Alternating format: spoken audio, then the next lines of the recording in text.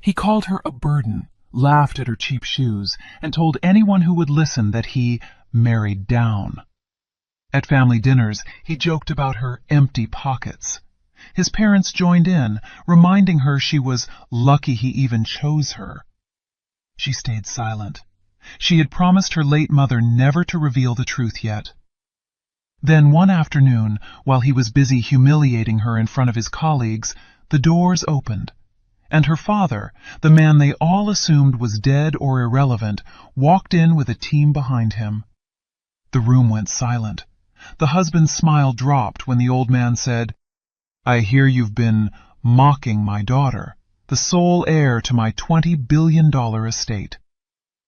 What happened next left the entire room frozen. Hello, family. Welcome back. Before we begin, I have a small but heartfelt request. Please, subscribe. Your support is what keeps these stories alive. Every time you click that button, you're helping us share voices that would otherwise be forgotten and stories that deserve to be heard. And in the comments, tell us where you're watching from, because together we are not just telling stories, we are keeping hope alive. Emily felt the familiar knot tighten in her stomach as Ryan pushed open the door to his parents' dining room. Their dinners were always polished, always loud with bragging, and always full of ways to make her feel smaller. Tonight, the moment she stepped inside, she knew it was going to be worse than usual. Daniel and Marissa Coleman were already seated at the long table, dressed like they were attending an awards show instead of a weekly family meal. Their smiles sharpened when they saw her. Ryan let his hand fall away from her back, as if touching her in front of his family might lower his status. "Try not to drag your shoes," he said softly, but not soft enough. "They squeak. Sounds cheap." Emily kept her face steady. She had learned to do that early. She took a breath and repeated her silent mantra. "Stay quiet. You promised Mom." The room smelled like a restaurant, but everything else felt like a trap. Daniel lifted his glass in a lazy greeting. "Emily," he said, pretending her name tasted strange to him. "Good to see you. You look frugal tonight." Marissa let out a laugh that wasn't really a laugh. "It matches her lifestyle," she added. "Practical, sensible, affordable." Ryan grinned as he pulled out a chair for Emily. "You should hear her talk about coupons, Dad. You've never seen someone light up at a discount rack." Emily slid into the chair without looking at him. She knew if she met his eyes, she might give away the anger rising inside her. She pressed her nails into her palm to keep herself centered. Ryan wasn't always like this. At least, that's what she still tried to tell herself. The first few months of dating, he had been charming, thoughtful, full of small compliments. But the moment the ring was on her finger, something in him turned. Marriage gave him an audience, and he used it to show how far above her he believed he stood. Daniel leaned forward. "You're lucky, Emily. A man like Ryan choosing someone from, well, a different bracket. That takes character." Emily felt heat crawl up her neck. Ryan took a sip of water like he didn't hear anything wrong. Marissa smirked. "Emily, dear, does your family still live in that little house near the highway? The one with the tiny porch?" Emily kept her voice calm. "That's where I grew up." "So humble," Marissa said. "Must be quite an adjustment being part of a successful family now." Emily wanted to tell them her real family story, the one she kept locked inside, but she heard her mother's voice in her memory, as soft as always. "Wait for the right time. Don't reveal anything until you must. Promise me." She had promised while holding her mother's fragile hand in the hospital. She would not break that. Ryan's sister Sophie walked in late, tossing her bag onto a side chair. "Sorry, traffic," she said, before kissing her parents' cheeks. She turned to Emily with a bright smile that always seemed staged. "Hey, Em! Cute outfit. Very accessible." Emily forced a polite smile. Sophie always said things like that, words that sounded friendly until you replayed them later and realized they were tiny cuts. Dinner started, and conversation rolled over her like a wave. Business profits, vacations in places she had only seen online, gossip about people she didn't know. Each topic was an opportunity for the Colemans to remind her she didn't belong. Ryan leaned back in his seat, stretching like he owned the room. You know what Emily said this morning? She said she wants to start saving more because we're overspending. Daniel raised a brow. Overspending? On what? Groceries, Ryan said, shaking his head with a laugh. She thinks brand-name cereal is a luxury. Marissa pressed her napkin to her lips. Oh, darling, how precious. Emily looked down at her plate. She didn't want to snap. That was what they always hoped she would do. She wanted to keep her dignity, even if they tried to steal it piece by piece. Sophie stabbed a piece of salmon and leaned closer to Emily. Em, tell them that story about when your car broke down on the freeway. The one where you walked 2 miles to find a gas station? I told them it was hilarious. Emily blinked. She had shared that story with Sophie once, not as a joke, but as something painful. A moment from her past when she was alone and struggling. Sophie had insisted she understood, that she related. Now Sophie told it like a comedy routine. Ryan burst out laughing. Oh yes, that's right. She didn't even know how to call roadside assistance. Can you imagine? Daniel shook his head, amused. Some people are just built different. Emily's chest tightened, but she kept her face calm. She had learned long ago that the person who stays calm holds the power, even if no one else realizes it yet. They kept laughing. She kept breathing. Later, when dinner ended and the table was being cleared, Emily stepped into the hallway to gather herself. She let out a slow breath, hoping for a moment alone. But voices drifted from the kitchen doorway. Ryan's voice, low, bragging. I mean, come on, he was saying. I married down, I admit it, but I figured someone like Emily would be loyal, grateful, you know? She's not exactly in a position to be picky. Laughter followed, male voices, friends of Ryan's who had joined for drinks after dinner. She's harmless, Ryan continued. Simple. She won't go anywhere. That's the good thing about marrying someone with no options. Emily felt the words hit her like punches. Her breath faltered. She stepped back against the wall, careful not to make a sound. She wasn't surprised he felt that way. She was surprised he said it out loud. Stay silent. You promised, Mom. She stayed there until their voices faded into another topic. She didn't dare move until she knew she could breathe without shaking. When she returned to the dining room, Sophie was scrolling through her phone, face tight with fake sympathy. Oh, Emily, she said with a soft gasp. I accidentally posted that picture of you from college, the one where you were working at that diner. I didn't mean to. It just slipped. Daniel looked up from his glass. Just saw it. Quite a modest setting. Ryan snorted. That uniform was something.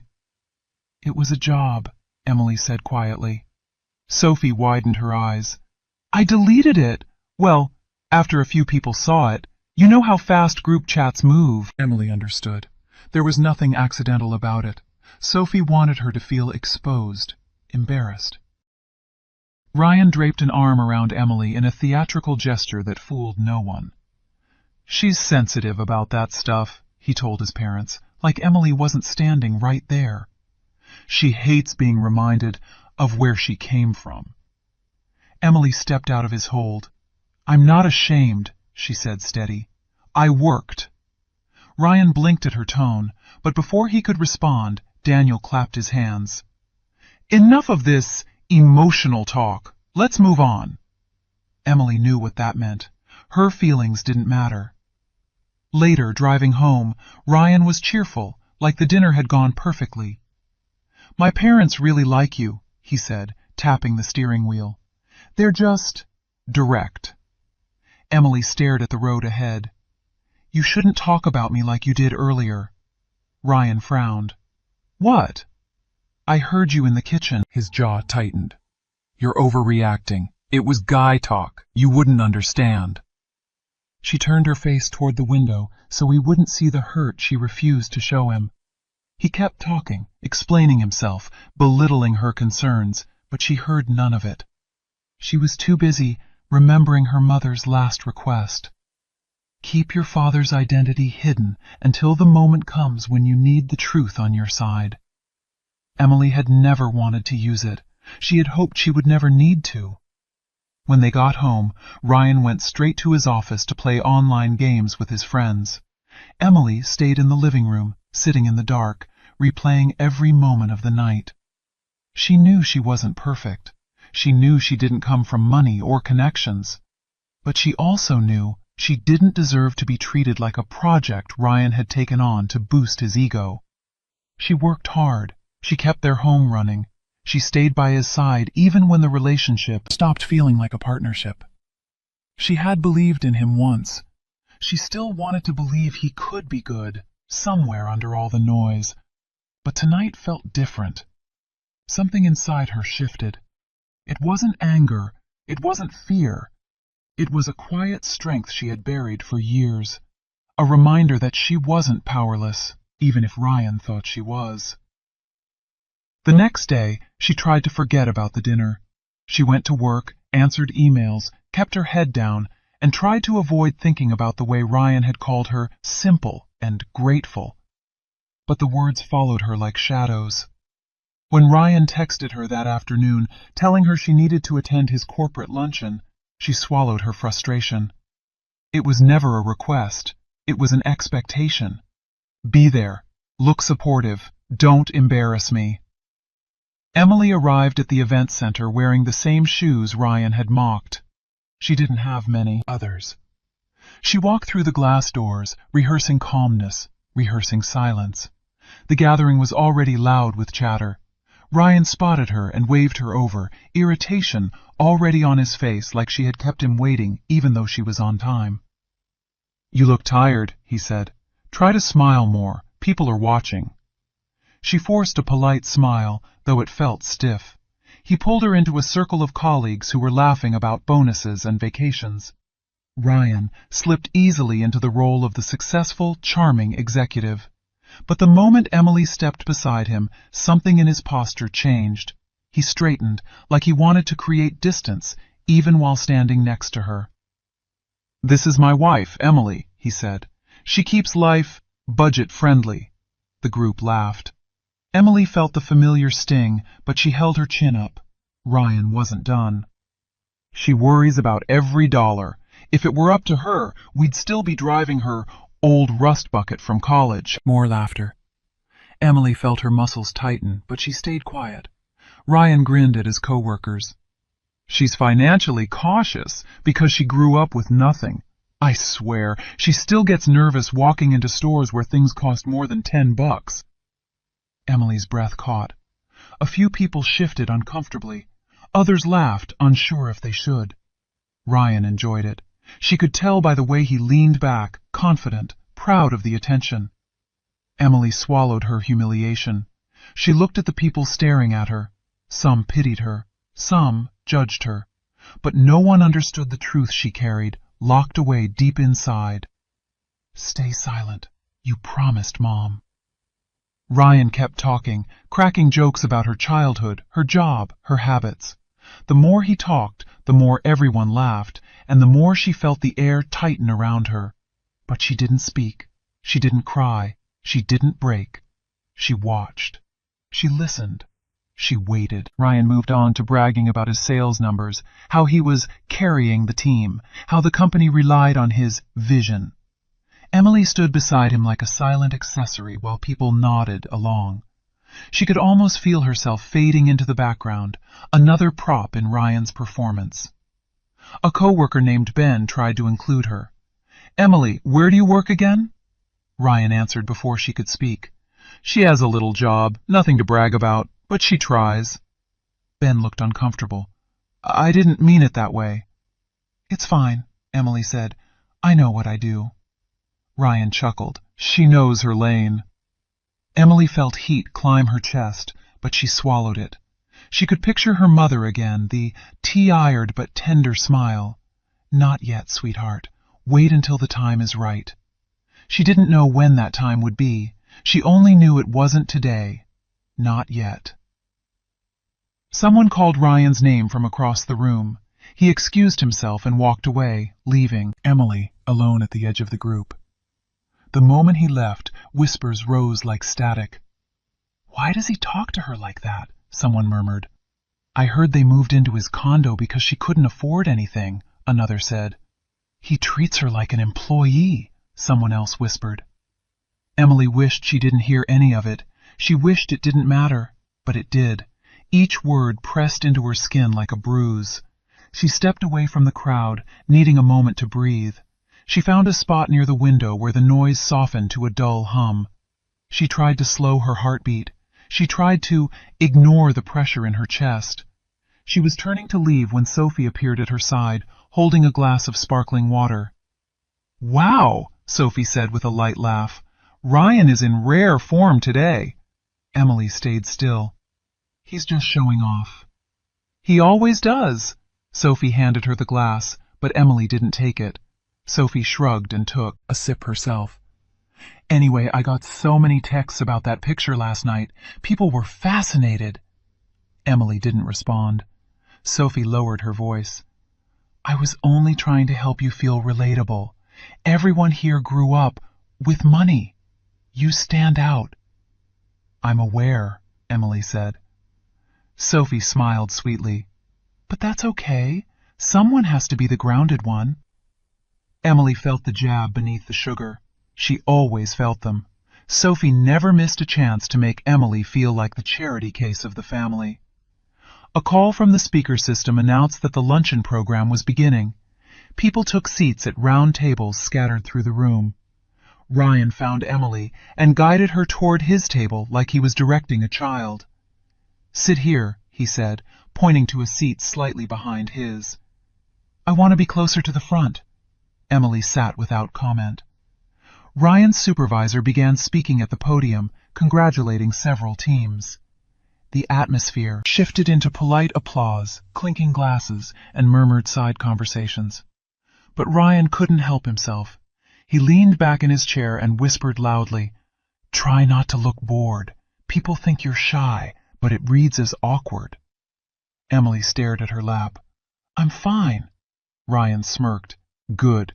Just try not to make anything weird." A co-worker at the table gave Emily a sympathetic look, but said nothing. The speech continued, praising Ryan's department for surpassing last quarter's targets. People clapped. Ryan stood to accept a small recognition certificate. He winked at Emily like she should be impressed. When he returned to his seat, he slapped the paper down on the table. "See that? That's hard work, something you should learn from." Emily inhaled slowly. "I work." "Sure," he said with a shrug, "but not like this." The supervisor at the podium shifted to the next part of the program, introducing key partners and senior staff who had joined for the luncheon. The crowd rustled with interest. Ryan leaned toward Emily again. "Try to smile when I introduce you later. You always look nervous." "I'm not nervous," she said. "You look it." She looked at him then, really looked, and realized something. He wasn't joking. He wasn't teasing.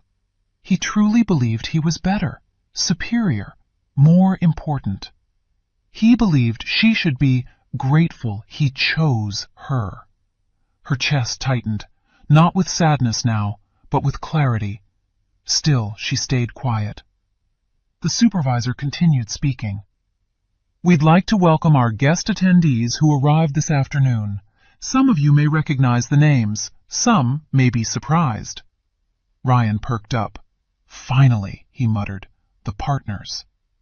Emily lowered her gaze and let the words flow around her. She was used to being invisible in rooms like this. That was when the atmosphere shifted. The air changed. The soft hum of conversation died out. People straightened in their chairs. A few gasped quietly. Emily didn't know what caused it at first. She didn't look up yet. But she felt it. She felt the room freeze. Then she heard Ryan whisper, sharp and confused, "What the hell?" Emily lifted her head. The doors at the back of the banquet hall swung open. A team of men in dark suits stepped in first, purposeful, no hesitation. They scanned the room like they were securing it, and every person at every table seemed to sense the authority in the air. Behind them walked a man Emily had spent her entire life hiding, Richard Hale, her father. He was older than the last time she had seen him in person, but his presence was unmistakable, strong, steady, certain. Emily's breath caught in her throat. She rose halfway from her seat without meaning to. Ryan stood too, but not for the same reason. His face had gone pale. Conversations died instantly. The clatter of forks and glasses stopped. People looked between Richard and Emily, then Richard and Ryan, trying to piece together something they never knew existed. Richard didn't rush. He walked straight down the center aisle, eyes fixed on Emily. The team behind him moved like a shadow. Ryan swallowed hard. "Emily? Who is that?" Emily couldn't speak. Richard reached the front of the room, stopping only a few feet from her. He looked at her first. His expression softened, just for her. A father seeing his daughter after too long. Then he turned his gaze to Ryan. Every muscle in the room seemed to tighten. Richard's voice was calm, steady, and sharp enough to cut the air. "I hear you've been mocking my daughter," he said, letting the words echo. He paused just long enough for the silence to break into murmurs. "The sole heir to my $20 billion estate." Ryan's jaw dropped. The room froze, and everything Emily had been holding in finally, silently, shattered. If you haven't subscribed yet, we'd love for you to join our community by hitting the subscribe button. Through our stories, we build hope and give a future to children and women who have been abused all over the world. Motivate us by subscribing and turning on your notification bell so you never miss a story that matters. Also, let us know in the comments, where are you watching from, and how did this story speak to you? The moment Richard spoke those words, Ryan's entire personality cracked. 1 second he looked ready to argue. The next he forced a smile so wide it almost shook. His eyes darted between Richard, the security team, and Emily, and he looked like someone trying to solve a puzzle with missing pieces. "Mr. Hale," he said with a shaky laugh, "I think there's been a misunderstanding. I love Emily, truly. She's everything to me." Emily stood frozen. She didn't say a word. She just watched him switch masks like it cost him nothing. Richard didn't move. He didn't blink. "Save your performance," he said. "I have heard enough."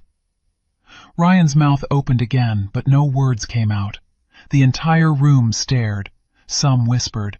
Others simply gawked. Emily felt 100 eyes on her, and for once she didn't feel small.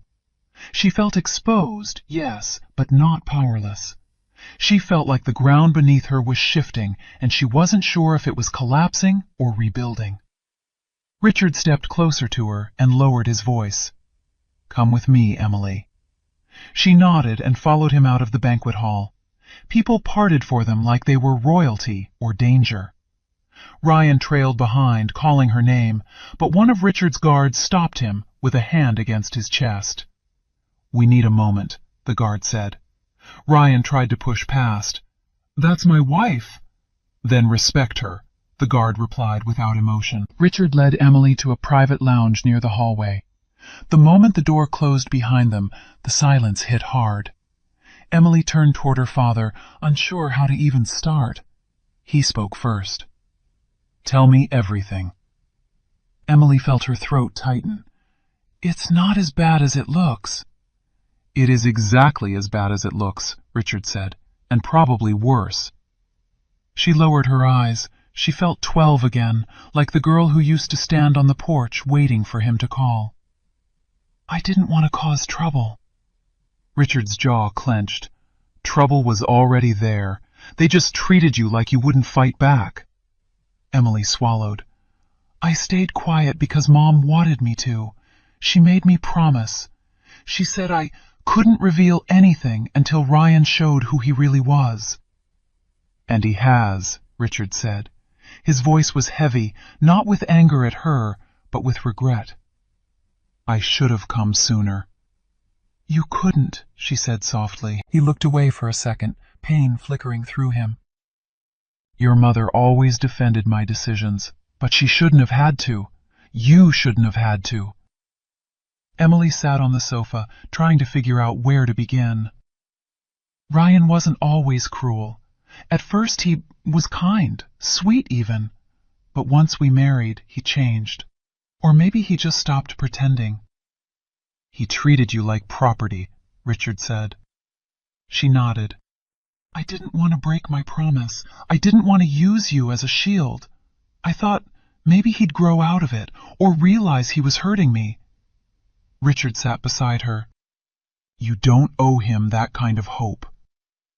Emily let out a long breath. Mom believed that truth comes out when it needs to. She said the right moment would be obvious. And now it is, he said. For a while he said nothing. Emily could feel his emotions simmering under the surface. Guilt, anger, protection, loss. He wasn't a man who showed much, but she could read him well enough. Finally he spoke again. You should know why I stayed hidden. Emily looked up. I figured it was business. It was more than that. His voice grew quieter. Years ago, when your mother was still alive, I made enemies. Dangerous ones. There was a betrayal inside my own company. Someone tried to destroy everything. They almost succeeded. I had to disappear to protect both of you. Emily stared at him, feeling the weight of every word. You almost died, she said in a whisper. Close enough. He tried to smile, but it didn't reach his eyes. Your mother insisted we keep you out of it. She didn't want you growing up with fear.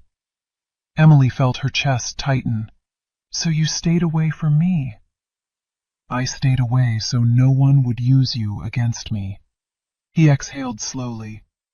Not many people knew you existed. Only a select few.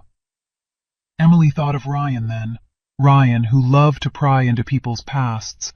Ryan who loved secrets he could use. He never knew, she said. Richard shook his head. He had no idea. And if he had known, he would have used it. A man like him sees opportunity, not people. Emily felt something settle inside her. A new understanding, a new boundary.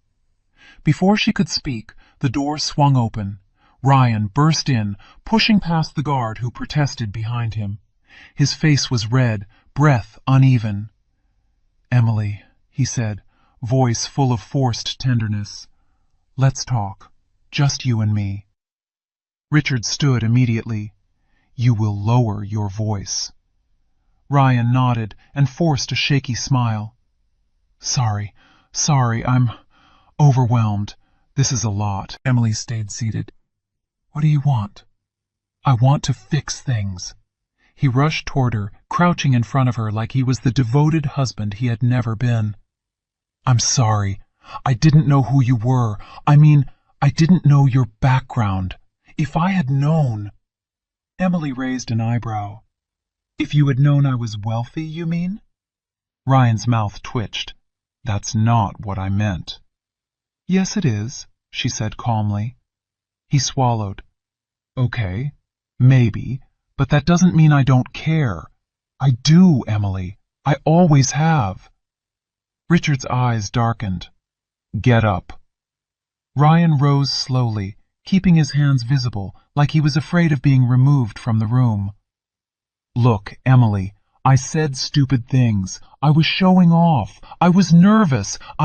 You humiliated me, she said. It wasn't like that, he tried again, scrambling for excuses. Your upbringing came up and I just responded. Poorly, badly. But I can fix this. We can fix this. You're my wife. Emily didn't reply. Ryan moved closer. Babe, please. I love you. It sounded wrong to her, too clean, too smooth, like a line from a show he had memorized. Richard took a step between them. You will give her space. Ryan's expression flickered with irritation before he forced it back down. Of course. I understand. I respect that. Respect was the last thing he understood. Richard turned to Emily. You don't owe him anything tonight. Come home with me. Emily nodded slowly. I think I need space. Ryan froze, then nodded too fast. Sure, sure. Take all the time you need. His smile twitched at the edges. I'll just give you room. He backed toward the door, but Emily could see the calculation in his eyes. He wasn't giving her space. He was planning. When he left, her father sat beside her again. He won't let this go, Richard said. I know, but you're not alone. For the first time in years, she believed that. Later that night, Emily went to her father's temporary residence, a quiet condo arranged by his security team. Richard insisted on staying nearby until everything stabilized. Emily didn't argue. She didn't trust Ryan's next move, and she didn't want to face him alone.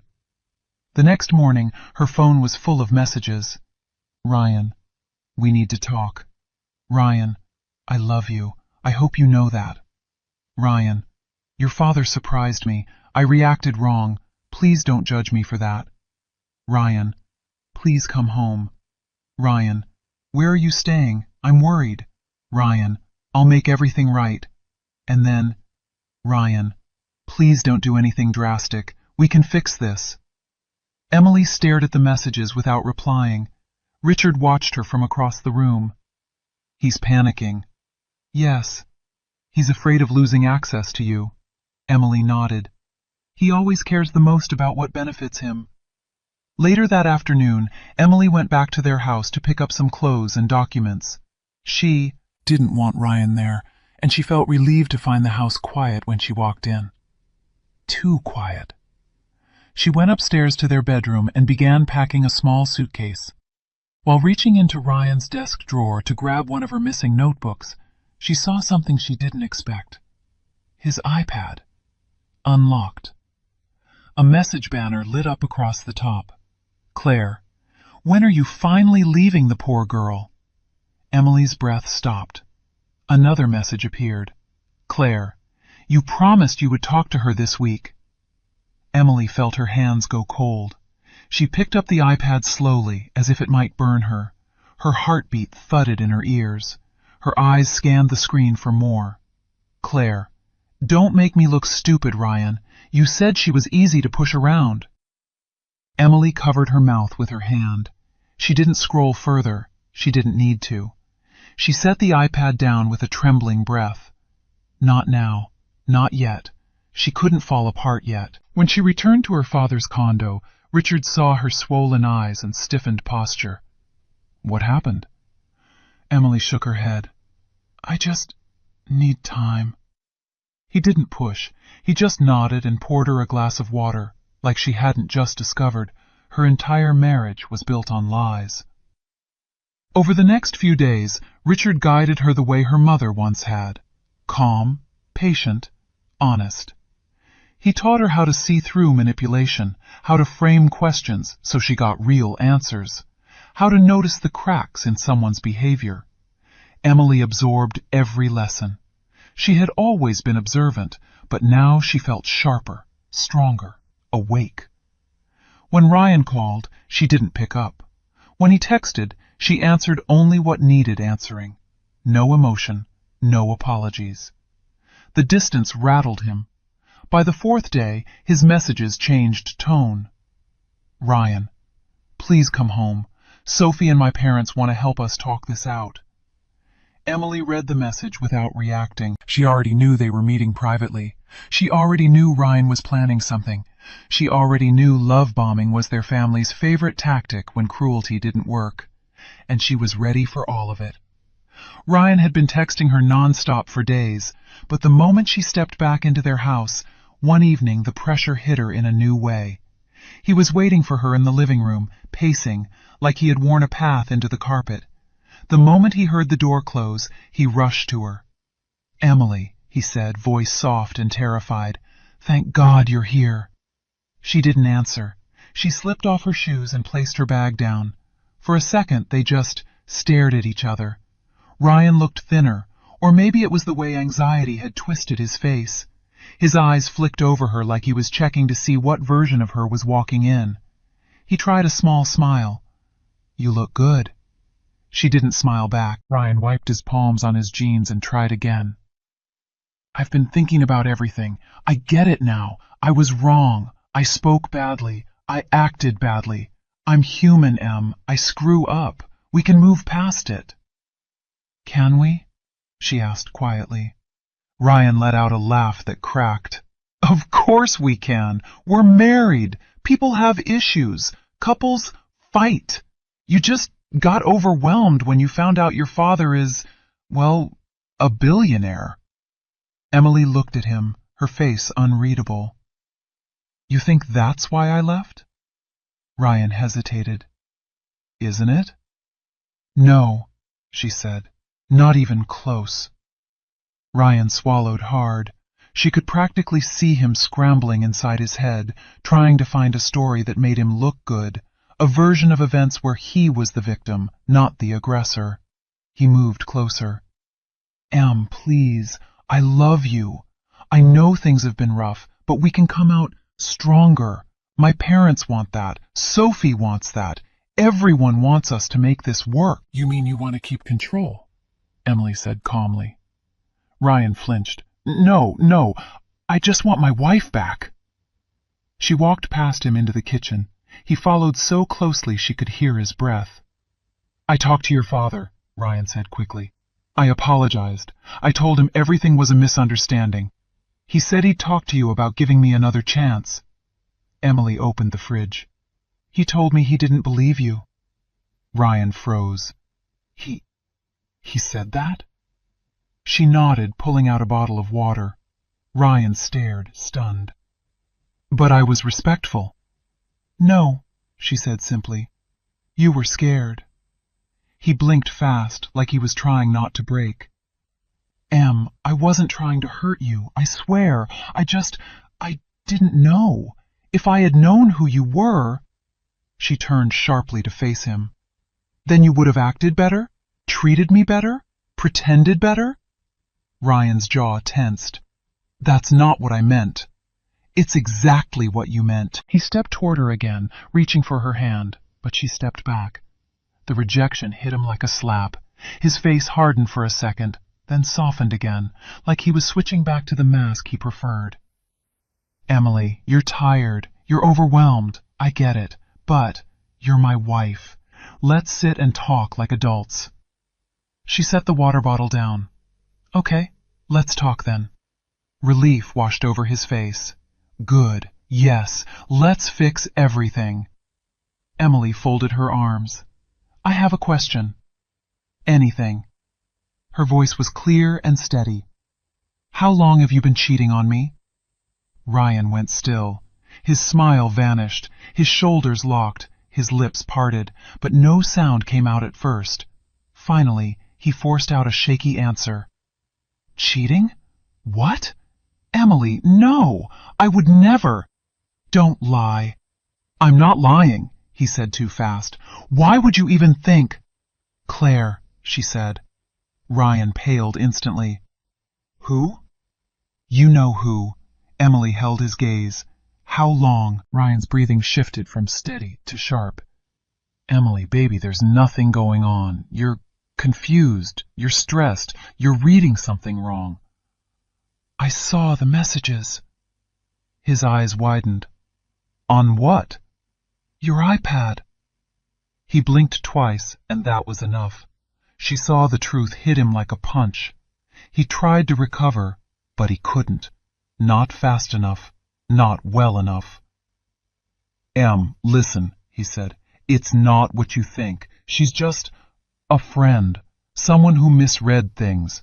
I didn't encourage—" "You told her I was easy to push around." Ryan's mouth opened, but nothing came out. She felt her heart pounding, but her voice stayed calm. How long, Ryan? He dragged a hand through his hair.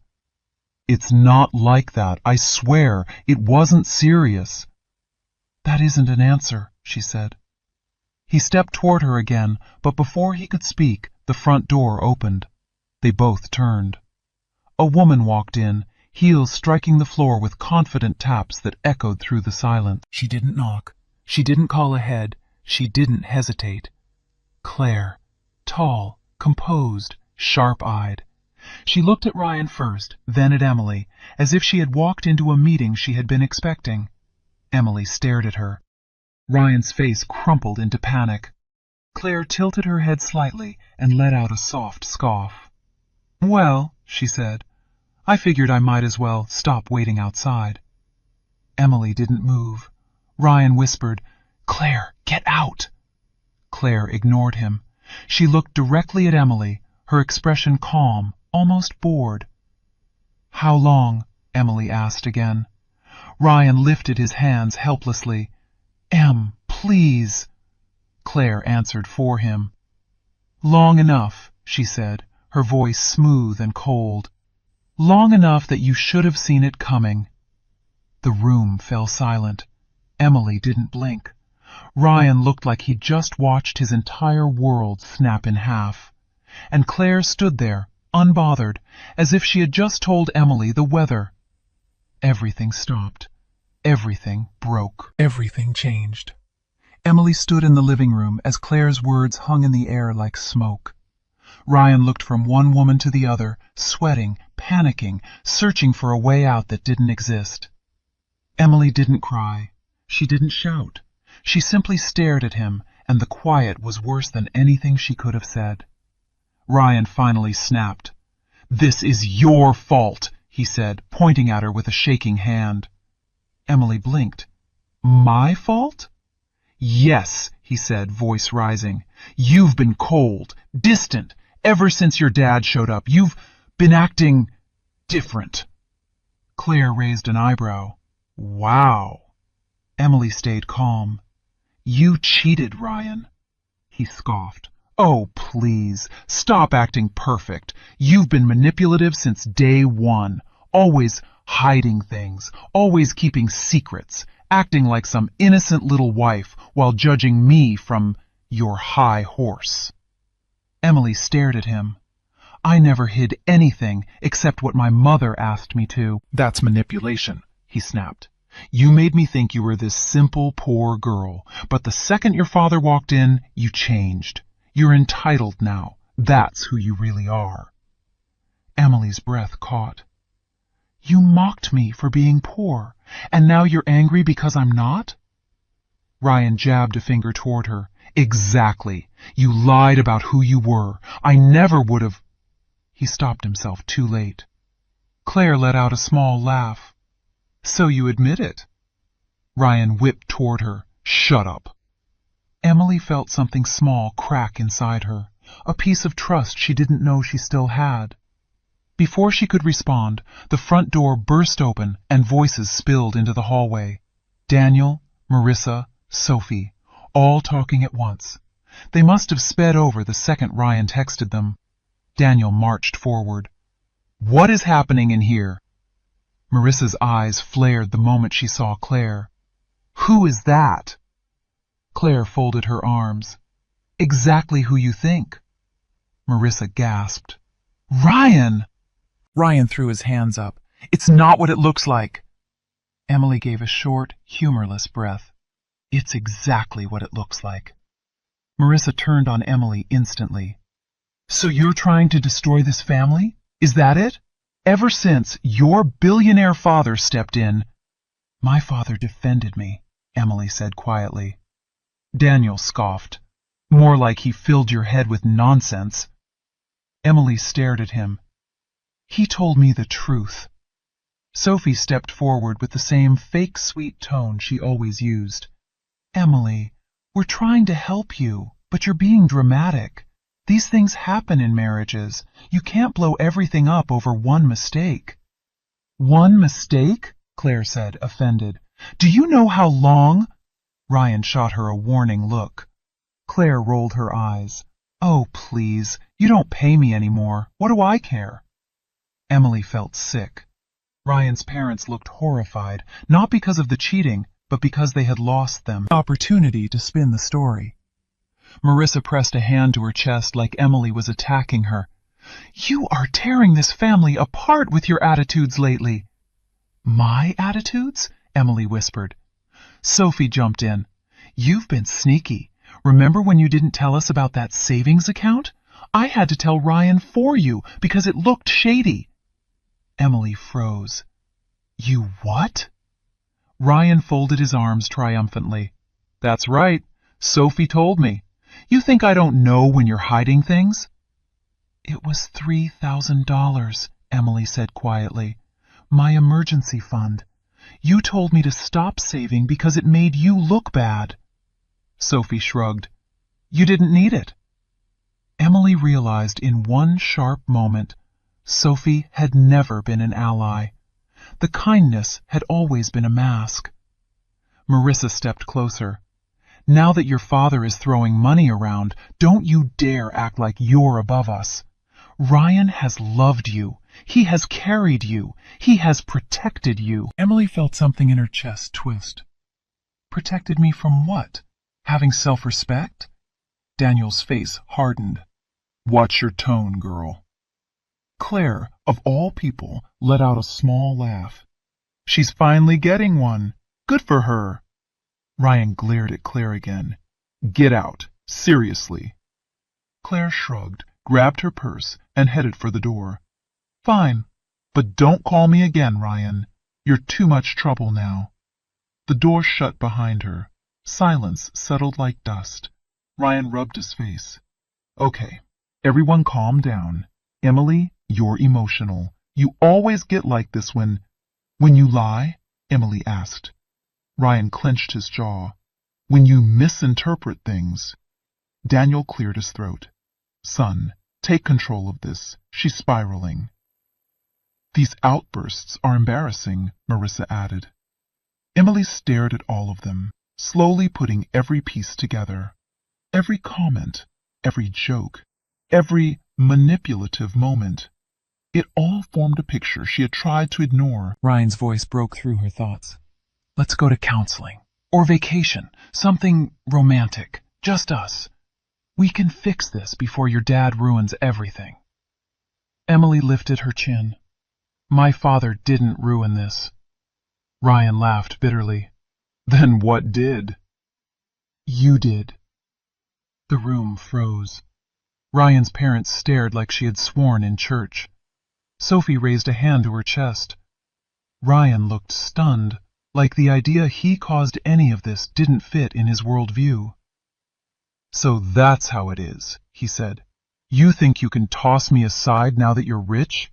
You think you can treat me like trash? You're not better than me, Emily. You're pretending. I'm not pretending, she said. For the first time, I'm seeing things clearly. Ryan scoffed. You're nothing without me.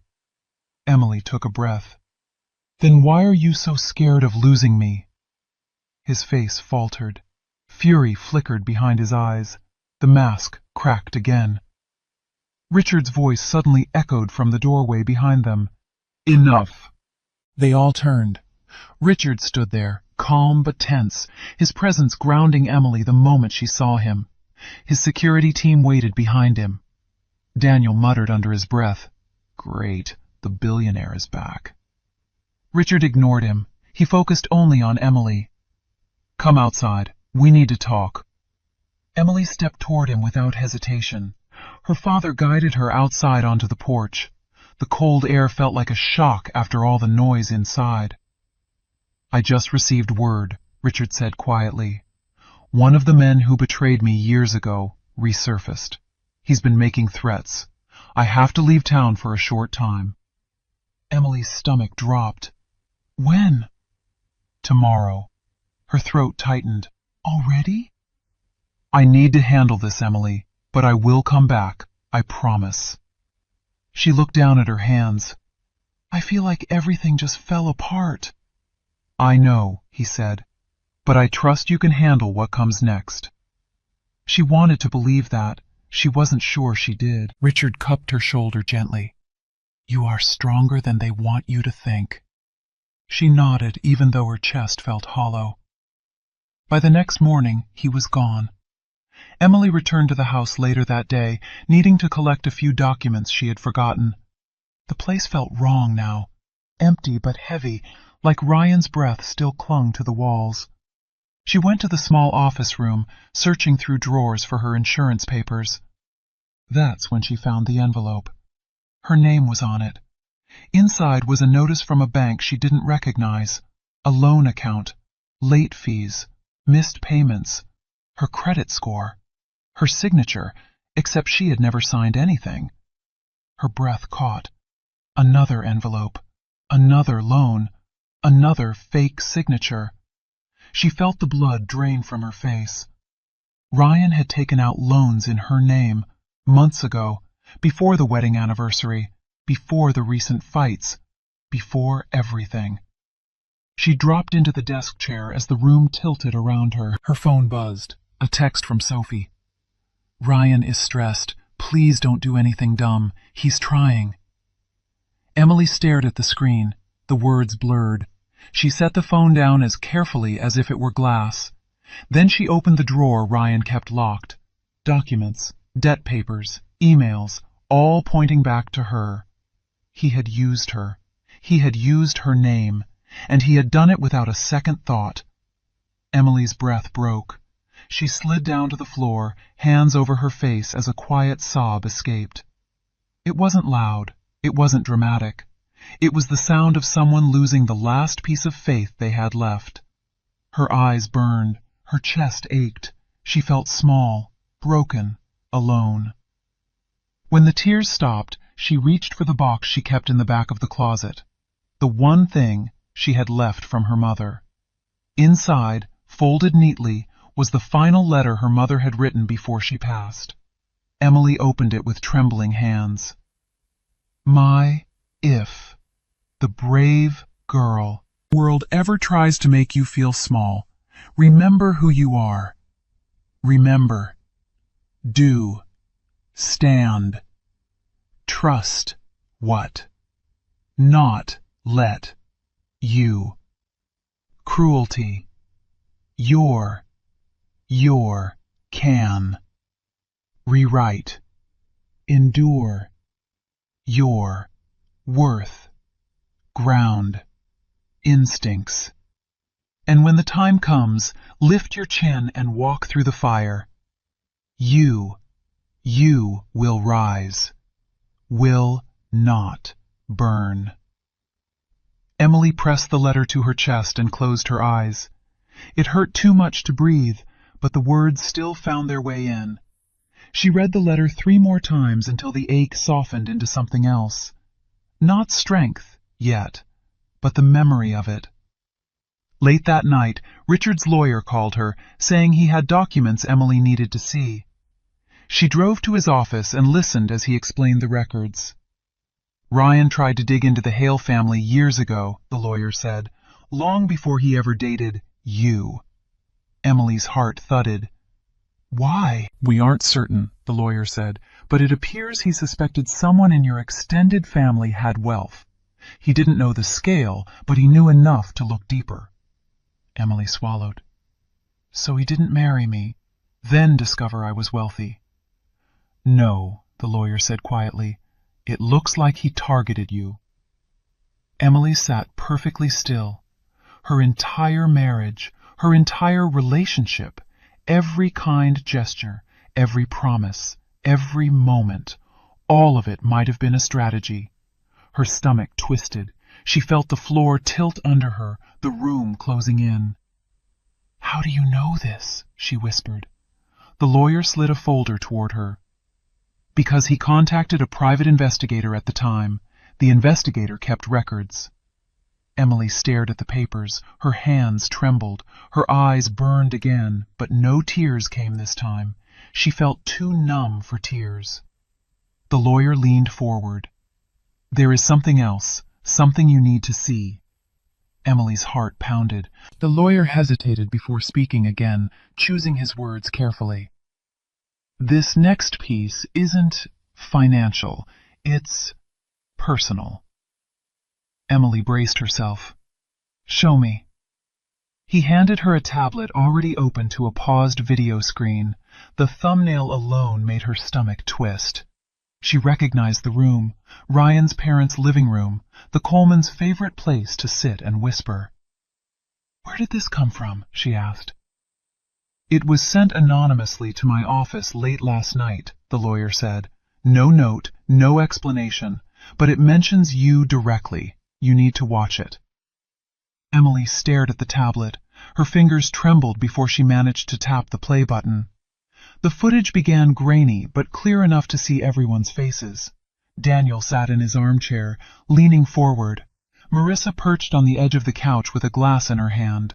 Sophie paced, arms crossed.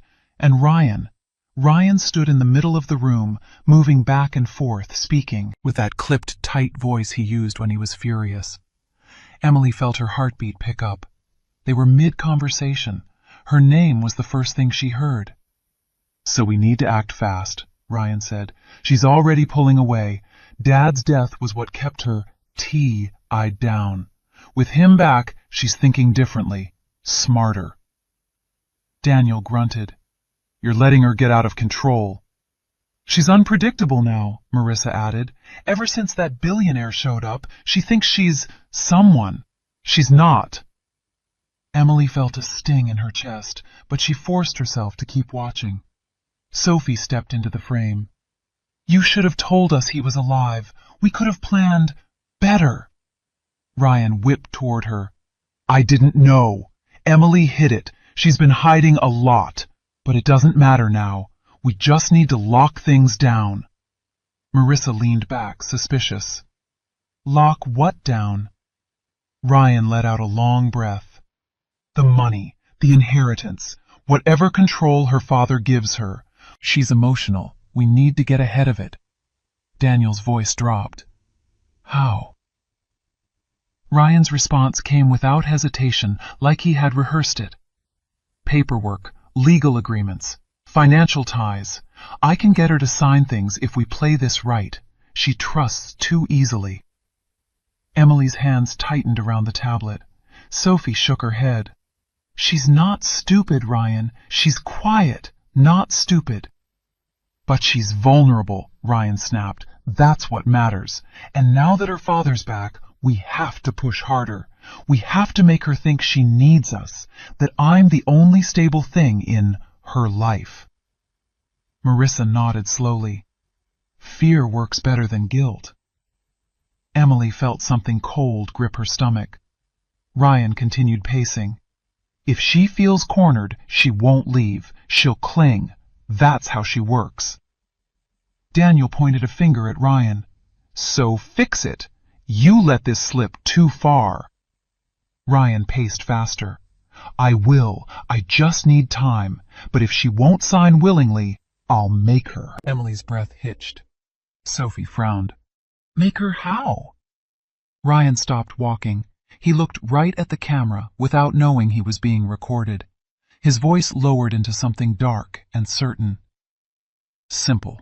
I'll control her money, even if I have to break her." Emily dropped the tablet. The sound echoed in the quiet office. Her hands shook violently, like her body had finally reached the edge it couldn't step back from. The lawyer didn't speak. He waited, letting the silence settle. Emily stared at the floor, her pulse roaring in her ears. The world felt too still, too small, too sharp. She could hear her own breath tremble. Her father, marriage, was gone. A lie. Her safety was in question. Her finances were, and the people who claimed to love her were planning to break her if she didn't obey. She swallowed hard, but the lump in her throat didn't move. Ruined. The last words of the video repeated in her mind over and over, each time cutting deeper. "I'll control her money, even if I have to break her." Emily pressed a hand to her mouth as her vision blurred and her whole body shook, the weight of betrayal crushing down on her until she could hardly breathe. Emily sat in her car outside the lawyer's office long after the video ended. She didn't cry. She didn't shake anymore. The fear had burned itself out. What stayed behind was something colder, sharper, and steadier than anything she had felt before. She finally knew the truth, not just about her marriage, but about herself. She was done being silent, done bending, done hoping people who loved cruelty would eventually learn kindness. She stepped out of the car and walked into the cool evening air with her shoulders straight. Her father's security team was already waiting for her. One of them nodded respectfully, then gestured toward the entrance of the building next door. "Your father returned early," the man said. "He's inside." Emily's breath caught. She hadn't expected him for another week. She hurried inside, and there he was, Richard Hale, standing in the lobby with his arms crossed, eyes scanning her face the moment he saw her. He walked to her fast. "Are you hurt?" "I'm fine," she said. "Emily," he said, voice low. "Don't lie. I can see it. Something happened." She handed him the tablet with the video queued up. "Watch it." Richard watched every second without blinking. His jaw tightened, his hand curled into a fist. His expression changed from disbelief to fury to something colder than rage. He set the tablet down on the table and turned to her. "They think they can break you," he said, softly. "They have no idea who you are." Emily swallowed. "I know that now." He placed a hand on her shoulder, steady and firm. "You're ready." She nodded. "I am." Richard took a breath and collected himself. "My legal team is here. Everything we need is ready. The evidence, the contracts, the documents they signed, the ones they forged, all of it." Emily felt a steadiness rise in her chest. "Good. We're using it." "We will," Richard said. "But this is your fight, Emily. I won't take it from you. You choose how it ends." She looked him in the eyes. "I'm ending it in daylight, on my terms." For the next 2 days, Emily gathered everything. Every bruise Ryan had left on her spirit, every insult the Colemans tried to bury, every whispered scheme, every piece of evidence her father's lawyers had uncovered.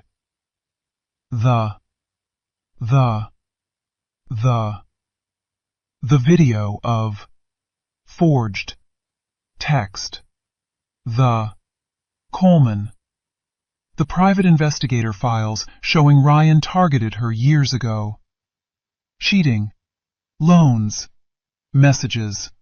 Family. Planning to trap her. Each piece felt like lifting another stone off her chest. She had spent years drowning quietly. Now she was collecting her air back. Richard watched her work with a mixture of pride and ache in his eyes. "You should never have had to endure this." "I did," Emily said, "but I'm not staying in it." He nodded slowly. "Then we prepare your ground." That afternoon, Emily and Richard sat with the legal team in a glass meeting room overlooking the city. Files filled the table, screens lit up with recorded calls and scanned signatures Ryan had forged. Emily spoke clearly and calmly, walking through every detail. "She used this account?" the lawyer asked, pointing at one of the loan statements. "No," Emily said, "he did, without my consent." "And the iPad messages?" "All his." The lawyer nodded. "This is more than enough." Richard turned to her. "When we go public, it won't be quiet."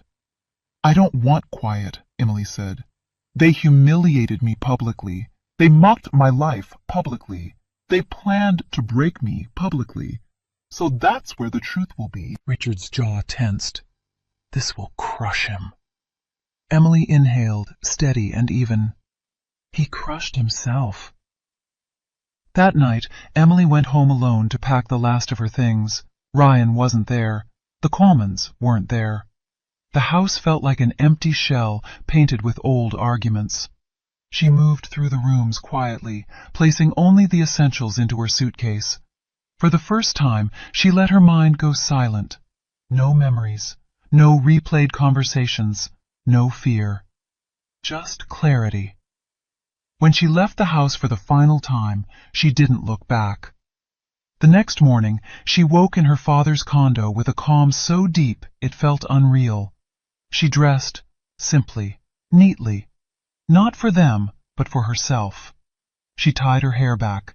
She picked up the folder of evidence, and she walked out the door like someone who finally remembered her worth. Ryan's company was holding its quarterly investor meeting at a downtown hotel, an enormous event. Ryan had bragged about these gatherings for years, calling them the center of his success. That made it the perfect place. Emily arrived with her father and his legal team. People stared as they walked through the lobby. Some recognized Richard immediately. Others whispered at the sight of Emily at his side. "Is that? No way. Did you hear?" Emily didn't respond to any of it. She kept walking with her head high. Inside the main hall, a stage was set with screens, company branding, and rows of seating filled with board members, executives, and investors. Ryan was near the front, shaking hands and performing again, wearing his best suit and artificial smile. But the second he saw Emily, he froze. His face drained, his smile died. His hand, mid-shake, fell slowly to his side. Emily stepped into the aisle, her posture straight, her expression unreadable. Ryan looked around, desperately, as if searching for an escape route. The Colemans were seated a few rows behind him. Marissa gasped. Daniel cursed under his breath. Sophie stiffened in her chair. Emily reached the reservation table and handed the attendant a small envelope. The woman looked inside, saw the documents, and her expression changed. She whispered into her headset, then nodded quickly, allowing Emily through. Ryan moved toward her, panic in every step. "Emily, wait! Don't do this here! Please! Please! We can talk privately!" "No," she said. Her voice didn't shake. "We talk here." Ryan grabbed her arm, not harshly, but desperately. "Emily, don't ruin me." She looked at his hand until he let go. "You ruined yourself." Richard stepped forward, his tone sharp. "Sit down, Ryan." Ryan actually obeyed. He backed away and sank into his seat, wide-eyed and sweating. He stared at Emily like she was a stranger he had never met. Emily walked to the platform at the front of the room. It wasn't her first time in front of a crowd, but it was the first time she felt no fear at all. The meeting host attempted to speak. Miss, are you—" Emily lifted a hand gently. "I won't take long." The room quieted. She looked out over the crowd, over her husband, over the family that had mocked her for years. Every pair of eyes waited for what she would say. "Before this meeting continues," Emily began, "there is information that the board and investors deserve to know." Ryan stood up halfway. "Emily, don't." Richard's legal advisor stepped up beside him and set a hand on his shoulder. "Sit down." Ryan sat. Emily held up the tablet containing the video. "My husband and his family have been involved in fraud, manipulation, and a planned scheme to seize my inheritance through illegal pressure and forged documents." Gasps murmured through the room. Ryan stood again, voice raised. "She's lying! She's twisting everything!" Richard's security team stepped closer, blocking him from approaching the stage. Emily continued, calm as stone.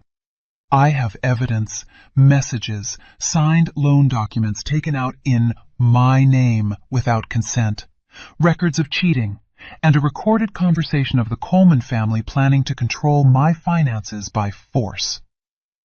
The room was silent. Sophie covered her mouth. Marissa went pale. Daniel started to stand, then froze when Richard stared him down with a look that could cut glass. Emily breathed once, deeply, and then she said, "I'm here to expose the truth." Ryan whispered something desperate, voice cracking. Emily tapped the tablet, and the video began to play on the huge screens behind her. The audio echoed through the hall. The moment Ryan's voice said her name, the room leaned forward. Investors watched with growing shock as Ryan paced, planned, and spoke about trapping her. Financially. When the line came, "I'll control her money even if I have to break her." Every face in the room went still. Ryan lunged to his feet. "Turn it off. That video is fake. This is illegal. She edited it." Richard's security blocked him before he could reach the stage. He shoved at them, but they didn't move. Daniel jumped up to support his son, but Richard's lawyer stepped directly in front of him. "Sit down," the lawyer said calmly, "or you'll make this worse." Daniel sat. Marissa buried her head in her hands. Sophie stared at the floor like she wished it would swallow her whole. Emily looked at Ryan, steady and unblinking. "You tried to break me, but you only broke yourself." The lead company attorney stood from his seat and addressed the investors. "We need to adjourn immediately for legal review. These allegations involve criminal matters." Ryan slammed his fist against a chair. "This is a setup. She's after my career." Emily stepped off the stage. Richard walked beside her, calm and silent, letting her lead. Ryan kept shouting, "You think you're above everyone now? You think you're better than me because your dad is rich? You're nothing without me, Emily. Nothing." Emily turned to him slowly. "Funny. That's exactly what you said the first week we were married." Ryan froze. The company's board members stood. Chairs scraped loudly. Several called for security to escort Ryan and his family out. Investors muttered angrily. One of them pointed at Ryan.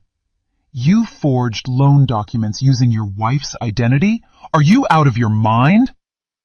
Ryan tried to defend himself, but his words came out in broken pieces. She tricked me. This isn't fair." But nobody was listening to him anymore. Someone shouted, "Call the police!" Someone else said, "This is fraud." Sophie grabbed Ryan's sleeve. "Just stop talking," Marissa cried. Daniel swore under his breath. Richard walked forward and addressed the board. "Before you proceed with the legal side, there is one more matter." He placed a thick folder on the table in front of them. "My daughter, Emily Hale Parker, is not just the heir to my estate. She is the controlling shareholder of several companies within your investment umbrella, including the one my son-in-law works for." A stunned silence fell across the room. Emily didn't move. Richard continued. "Her mother and I arranged it years before she was born. Trusts, proxy shares, all activated on her 30th birthday." Ryan's eyes bulged. "What?" Richard turned to Emily. "This is your decision." Emily stepped forward. Her voice didn't rise. It didn't tremble. "Remove Ryan Coleman from his position, effective immediately." The board didn't hesitate. One nodded, another whispered into his phone, and within seconds, it was done. "And the rest of the Coleman family," Emily continued, "is banned from any position of financial influence in these companies, permanently." Marissa gasped like she'd been slapped. Daniel opened his mouth, but nothing came out. Ryan shook his head so hard it looked painful. "Emily, please, don't do this. You can't. Not after everything." Emily stared at him. "Everything is why I'm doing it." Security moved in. Ryan backed away, breathing fast, panicked beyond words. "Emily!" he yelled as they reached for him. "Don't let them arrest me. You can fix this. You're my wife." She shook her head. "I was your shield. Now I'm done." Ryan tried to rush toward her, but security held him back. The board confirmed charges: fraud, identity theft, attempted coercion. Every part of his plan had turned into a weapon against him. "Emily!" he screamed as they pulled him toward the doors. "Emily, don't walk away from me. Don't leave me with nothing." She closed her eyes for a moment, letting the noise fade, letting the weight of every year settle into place. When she opened them again, she was calm. You always had nothing, she said softly, and you tried to use me to fill it. The doors shut behind him. Claire, somewhere in the crowd, slipped out quietly when she realized Ryan had nothing left to offer her. Daniel and Marissa left red-faced and shaking. Sophie followed behind them in silence, her head bowed, no fake sweetness left to hide behind. Emily stood still until the last whisper faded. When she finally turned around, Richard was watching her with quiet pride. "It's over," he said. Emily nodded. "It is." They walked out of the room together, side by side. The hallway felt brighter, lighter. Emily's breath came easier. Outside, sunlight hit her face as the automatic doors opened. She looked ahead, steady and sure, and thought, people reveal who they are when they think you are powerless. That's why you never mock what you don't understand, and you never underestimate the quiet ones. And she kept walking. The moment the jackpot numbers were announced, his eyes lit up, not with joy to share, but with greed and arrogance. Just weeks before their baby's arrival, he packed his bags, slammed the door, and left her standing in their small living room. At a crowded bar, he laughed with his new circle of friends, bragging about how he'd finally escaped that ugly pregnant woman. He even told people she was a burden he had to get rid of. Her calls went unanswered. Her messages were ignored. He didn't even look back. But life has a way of turning tables. Months later, when he strutted into an event as if he owned the world, he froze. Because what stood before him wasn't the woman he'd abandoned, but someone far more powerful than he ever imagined. This is the story of betrayal, humiliation, and a comeback so stunning it left him speechless. What do you think happened next? Hello family, welcome back. Before we begin, I have a small but heartfelt request, please. Subscribe. Your support is what keeps these stories alive. Every time you click that button, you're helping us share voices that would otherwise be forgotten and stories that deserve to be heard. And in the comments, tell us where you're watching from, because together, we are not just telling stories, we are keeping hope alive. The clock on the wall ticked louder than usual that night. The air inside the small living room felt heavy, a mix of engine grease, baby lotion, and quiet worry. Emily Turner sat on their old couch, folding tiny baby clothes with care, even though her back ached from carrying a belly that felt like a bowling ball. Across the room, her husband, Michael Turner, sat hunched over the kitchen table, scratching his head as he stared at a pile of unpaid bills. The numbers blurred together like bad dreams. Rent was late again. The electricity bill had a red stamp on it. "Mike," Emily said softly, "I can sell my bracelet tomorrow. That should cover the rent for this month." Michael lifted his head, his jaw tight. "You already sold your wedding ring last month, Em. I can't let you sell more." She smiled, trying to lighten his mood. "It's just a bracelet. We'll buy it back when things get better." He sighed and leaned back, rubbing his temples. "You always say that. But things never get better." Emily set down the baby clothes and walked to him. She placed her hands on his shoulders. "They will, Michael. You just need to believe." That he turned to her, his face tired but his eyes searching. "You really think so?" "I know so," she said, brushing a strand of hair off his forehead. "You're a good man. You're working hard. Something good will happen. I feel it." He wanted to believe her, but all he could see was failure staring back at him. His repair shop was barely surviving. Customers complained, parts were expensive, and every day felt like a grind that led nowhere. Then he remembered the lottery ticket he bought earlier that afternoon, just a random pick from the gas station. He had said it was for luck, but deep down, he didn't believe in luck. Still, he reached into his pocket and pulled it out. "Maybe this is it," he muttered. Emily chuckled. "You and your crazy ideas." He grinned weakly. "Hey, can't hurt to dream, right?" Later that night, The TV flickered as the lottery numbers were announced. Emily was half asleep on the couch, her hand resting on her belly, when Michael suddenly sat upright. "Wait, hold up," he said, staring at the screen. "What?" she mumbled, opening her eyes. He pointed at the TV. "Those numbers. I think I got them." She blinked, confused. "What are you talking about?" He grabbed the ticket from his pocket, his hands shaking. "Look, 05, 14, 28, 33, 47, and Powerball 9. He looked back at the screen. "It's the same! Emily, it's the same!" She sat up. "No way! You're joking." "I'm not!" he shouted, jumping to his feet. "We won, Emily! We actually won!" For a second the room froze. Then Emily's eyes filled with tears. She covered her mouth, sobbing. "Oh my God, Michael!"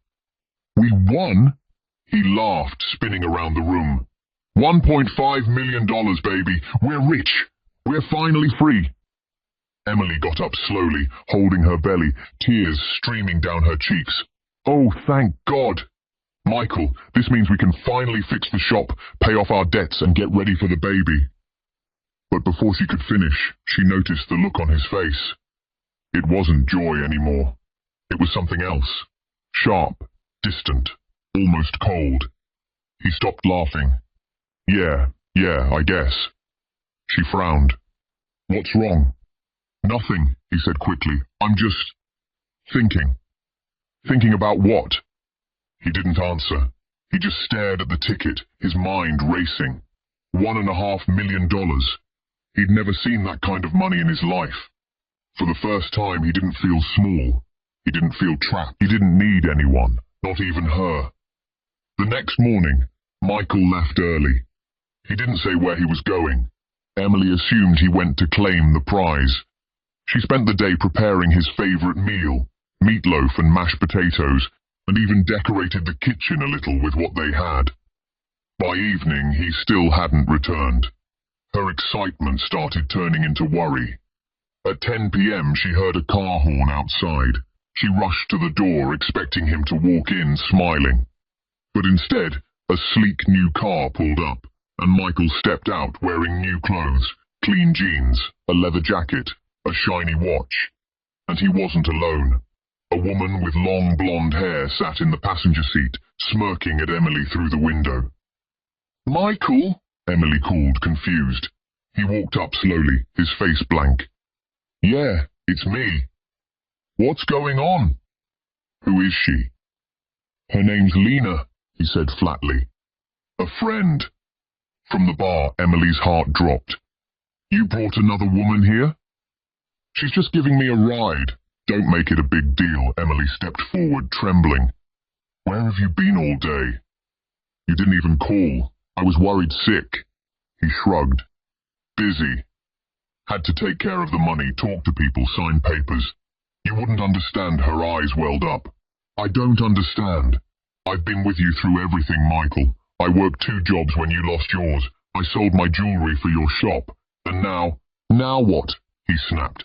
"Now you think I owe you something because I bought a ticket and got lucky?" She flinched. "That's not what I meant." He scoffed. "You wouldn't get it, Emily. You're different. You don't fit the kind of life I want now." Her lip trembled. "What kind of life do you want?" He looked back at the car where Lena was waiting, her red lips curled into a smug smile. "A better one." Later that night, Michael sat at the bar with Lena. The place was buzzing with laughter, music, and flashing lights. People were already talking about the mechanic who hit the jackpot. Lena leaned closer, her perfume strong enough to choke him. "So, you really left her? Just like that?" Michael smirked, sipping his drink. "Yeah, she's not my type anymore. I've been stuck with her for years. She's always tired, always complaining. You know how it is." Lena giggled. "You deserve better, baby. You're rich now. You don't need some sad, pregnant wife holding you back." He chuckled, a hint of guilt flickering before greed smothered it. You're right. Lena touched his hand. You could do better than that plain housewife. You should enjoy yourself. Michael grinned. You know what? I will back home. Emily sat alone on the couch, staring at the front door. It was past midnight. Rain tapped against the window. She tried calling him, again and again, but the line went straight to voicemail. Hi, this is Michael. Leave a message. Michael, please come home, she whispered into the phone. We can talk about this. I know you're angry, but please don't do this. I love you. She ended the call and pressed her hand over her chest, feeling the baby kick. I'm sorry, little one, she said softly. Your daddy's just confused. The next morning, she woke to the sound of a car engine outside. Hope rushed through her. She ran to the window and froze. Michael was standing by the trunk, loading suitcases into the back seat of the new car. Lena stood beside him, laughing. Emily rushed out into the rain, barefoot, her robe tied loosely over her belly. Michael! What are you doing? He didn't look at her. I'm leaving! Her heart raced. Leaving? What do you mean? He slammed the trunk. I mean, I'm done, Emily. I'm not coming back. Tears spilled down her face. You can't do this. Not now. I'm about to have your baby. He finally turned to face her. His eyes were cold. You'll be fine. You always figure things out. Michael, please. Don't throw everything away. We were supposed to share this win together. He laughed bitterly. Share? I earned that ticket. It's my money. You didn't believe in me when I was down. Now you want a piece when I'm up? She shook her head, sobbing. That's not true. I've always believed in you. I never stopped. He stepped closer, his words cutting like knives. You're just jealous because I finally have something. Look at you. 8 months pregnant, no job, no looks, no ambition. You're ugly and unlucky. Emily gasped, her hand flying to her mouth. How could you say that? He shrugged. Because it's true. The rain poured harder. Lightning flashed. She dropped to her knees, clutching her belly as pain shot through her body. Michael, she whispered, don't do this. Please. He turned away, motioning to Lena. Let's go. As the car door slammed, Emily's sobs turned into screams. Part heartbreak, part pain. She fell, forward onto the wet ground, gripping her stomach. Michael! She cried out. But he didn't look back. The car sped off, taillights disappearing into the storm. Emily lay there, soaked and trembling, until her phone buzzed beside her. She picked it up with shaking hands.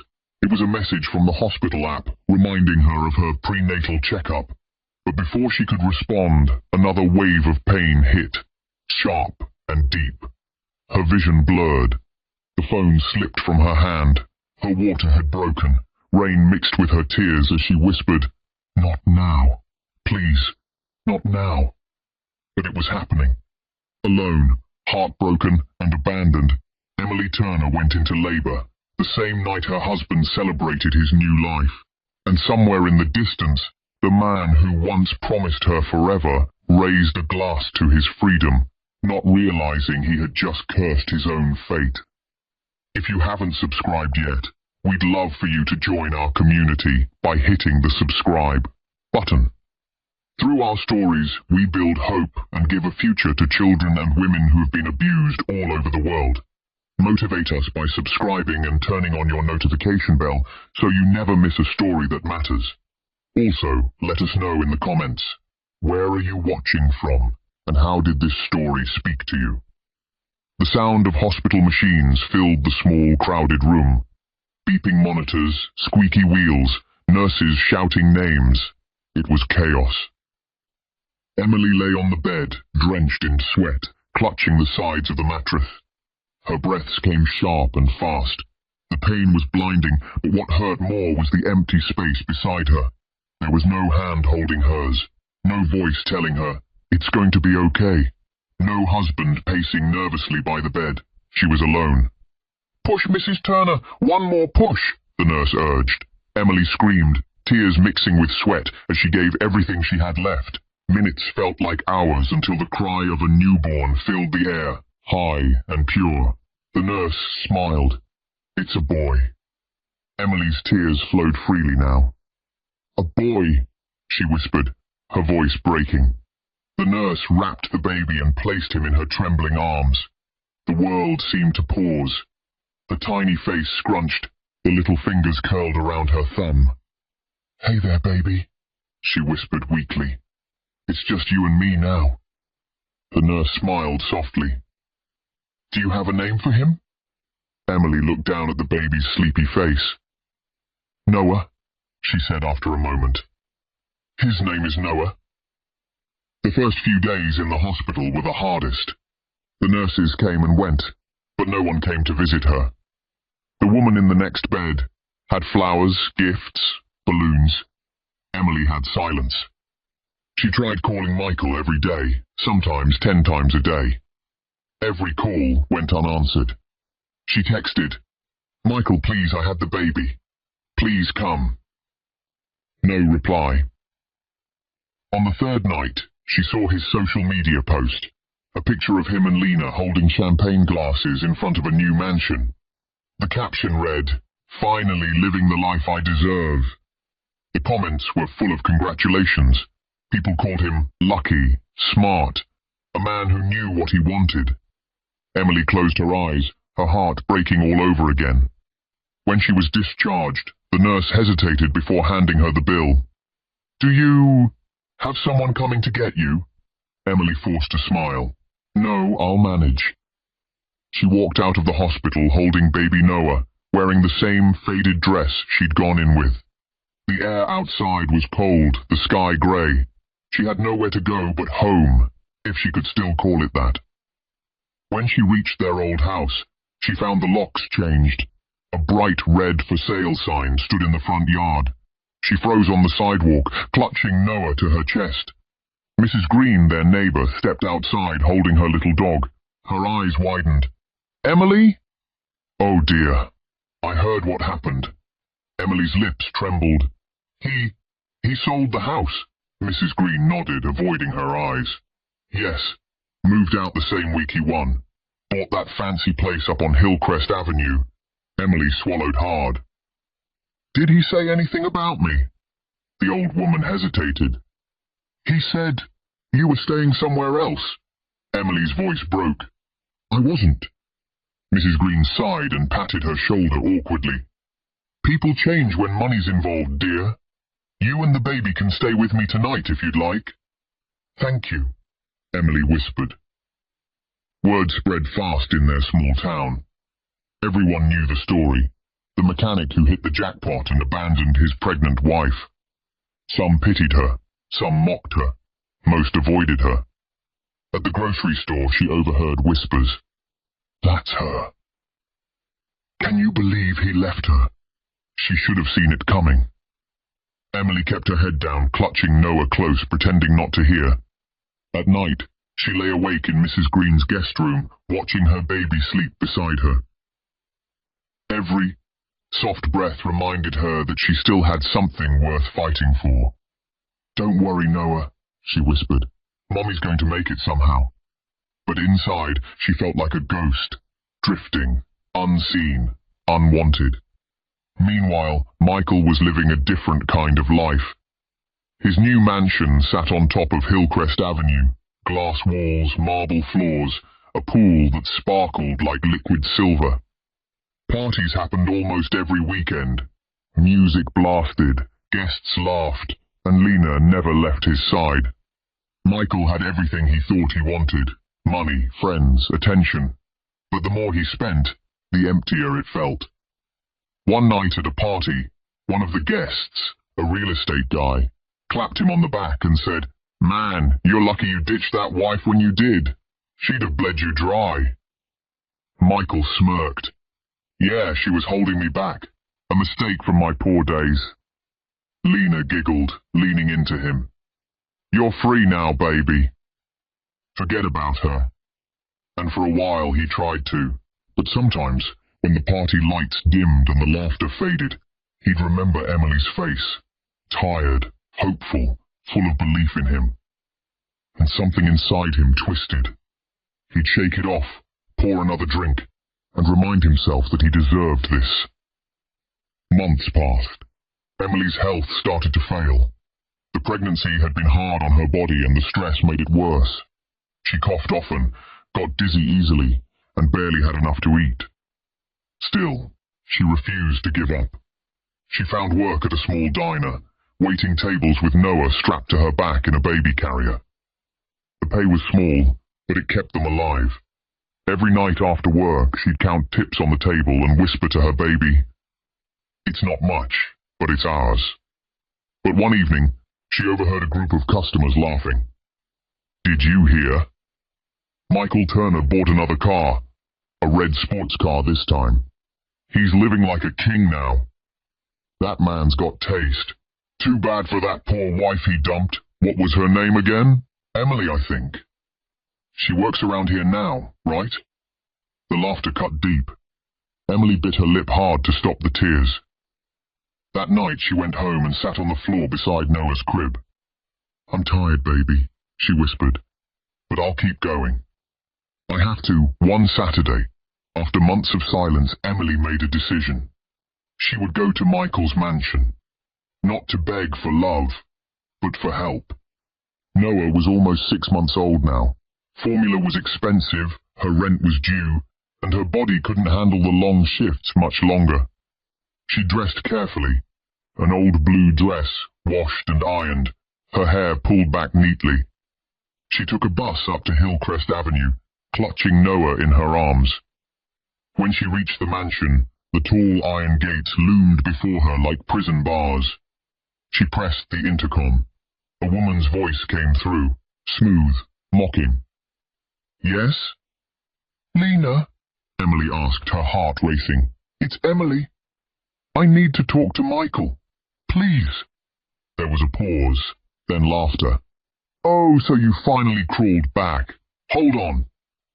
Moments later, Lena appeared at the gate holding a wine glass. She wore a red silk robe and a cruel smile. "Well, look who it is," she said. "The ex-wife." Emily swallowed. "Please, I don't want trouble. I just need help." For the baby, Lena tilted her head, pretending to think. "Help? You should have thought of that before you drove him crazy with your crying and nagging." "That's not true," Emily whispered. Lena's eyes gleamed. "You know, he calls you a mistake. Says you were dead weight. Says he's finally living now that you're gone." Emily's chest tightened. "Where is he?" "He's busy. With people who matter. Please, Lena. Tell him I just need something for Noah. He's his son." Lena smirked, stepping closer to the gate. "Oh, so this is his kid? Poor thing. Too bad he looks just like you." Emily felt her throat close. "Lena, please." Before she could finish, Lena took a sip of wine, then suddenly threw the rest of the glass at her through the bars. The red liquid splashed across Emily's dress and face. "Oops," Lena said sweetly. "Guess you're used to being dirty." Emily stood frozen, her body shaking, Noah crying in her arms. People nearby turned to look. Some laughed, some filmed. Lena smiled and walked away, her heels clicking against the marble driveway. Emily wanted to scream, but no sound came out. She felt humiliated, small and invisible. Then she heard a voice behind her. "Excuse me, miss," said an older man in a grey suit standing by a black car parked nearby. His hair was silver, his posture straight. "Are you all right?" Emily wiped her face quickly. "I'm fine. Thank you." He frowned. "That didn't look fine to me." She shook her head, holding Noah tighter. "It doesn't matter. I just need to go." The man looked at her carefully. "You're Emily Turner, aren't you?" Her eyes widened. "How do you know me?" "I know him," the man said quietly. "Michael Turner. I do business in this neighborhood. I've seen enough to know what kind of man he's become. Emily looked down, embarrassed. I don't want pity, sir. I just want to take care of my son. He nodded. You're strong. But even strong people need help sometimes. She bit her lip, tears threatening again. Help always comes too late. The man smiled gently. Sometimes God lets people lose everything so they can find what truly matters. She looked at him, unsure what to say.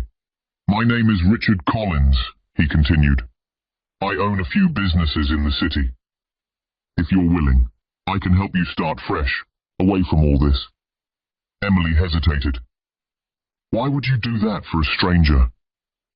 Because I believe in second chances, he said, and because I think you're not as broken as you feel right now. For a long moment, Emily just stood there in the rain-stained driveway, her baby crying softly against her chest. She thought of all the pain, all the humiliation, all the nights she had prayed for a sign. Maybe this was it. She nodded slowly. Okay. Mr. Collins smiled. Good. Let's get you and your son somewhere warm. That night, as his car drove away from Hillcrest Avenue, Emily looked out the window one last time. The mansion lights glowed bright behind the tall gates, a symbol of everything she had lost and everything she would rise above. Noah slept peacefully in her arms. She brushed her lips against his forehead. We're leaving it all behind, baby, she whispered. The pain, the shame, all of it. Mommy's going to start over. And for the first time in months, she felt something small but powerful stirring inside her. Hope. She didn't know what the future held, but she knew one thing. She was done being the woman who begged at the gate. She was walking away, broken, but not defeated. The city skyline shimmered under the morning sun. Glass towers reflected gold. Traffic buzzed below, and high above in a corner office with tall windows and polished marble floors sat a woman typing on her laptop. Her hair fell in soft waves past her shoulders. Her suit fit perfectly, and her calm confidence filled the room. Her nameplate read, Emily Turner Collins, co-founder and CEO, Collins Logistics. 3 years had passed since that night at the gate, the night she left everything behind. 3 years since she stood in the rain, humiliated but alive. Now, that same woman who once begged for help stood at the top of a company that moved goods across the country. Trucks, ships, and planes carried the Collins Logistics logo, a gold letter C intertwined with a silver L. Her phone buzzed. She answered smoothly, her tone calm and professional. Yes, confirm the meeting with the investors for Monday, and remind the press that I'll attend the charity gala this weekend. Thank you. She hung up and leaned back in her chair, glancing at a framed photo on her desk. Her son, Noah, smiling at his kindergarten graduation, missing a front tooth. A soft knock came at the door. Come in, she said. Mr. Richard Collins stepped inside, older now but still sharp in his grey suit. His eyes softened as he looked at her. You're working too hard again. Emily smiled. Old habits die hard. He chuckled and sat across from her. You've built something extraordinary, Emily. I hope you're proud. She looked out the window. Sometimes I still can't believe it's real. I was at rock bottom when you found me. And now you're standing on marble floors, he said. You did this. I just opened a door. She nodded slowly. I'll never forget that. Richard studied her quietly. Are you ready for Saturday's gala? The board is expecting a speech. Emily smiled faintly. I'll manage. I've faced worse than microphones. He laughed softly. That you have. Just remember, you don't owe your past anything. You've earned your peace. But she didn't reply. Her mind drifted for a moment, back to the rain, the broken glass of Lena's wine, and Michael's cruel words. No, she thought, I don't owe the past anything. But it still owes me truth. 3 years earlier, the beginning of the rise, When Emily first arrived in the city with baby Noah, she could barely afford a motel room.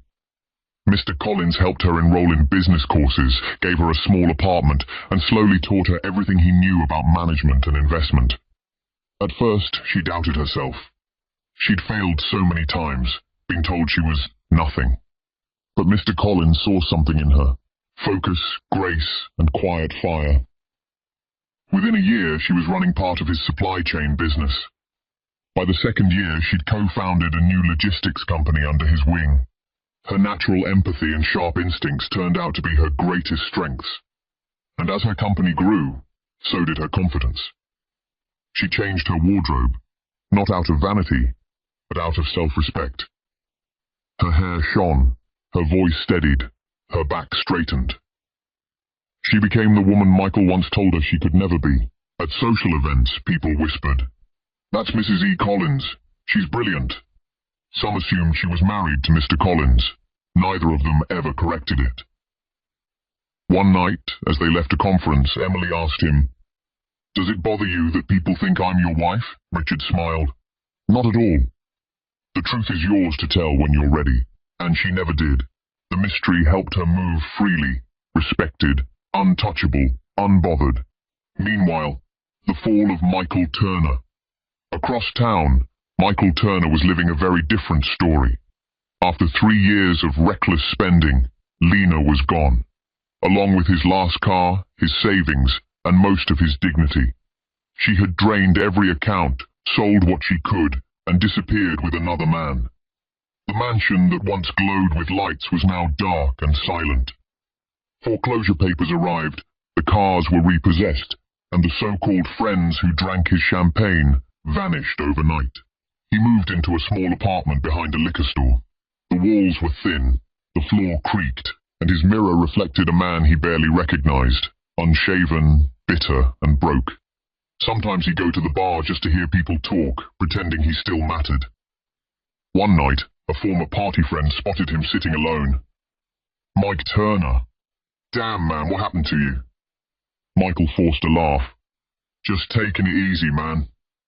Laying low." "Laying low? You're broke, huh?" The man sneered. "Should have kept that wife of yours." "I hear she turned out fine."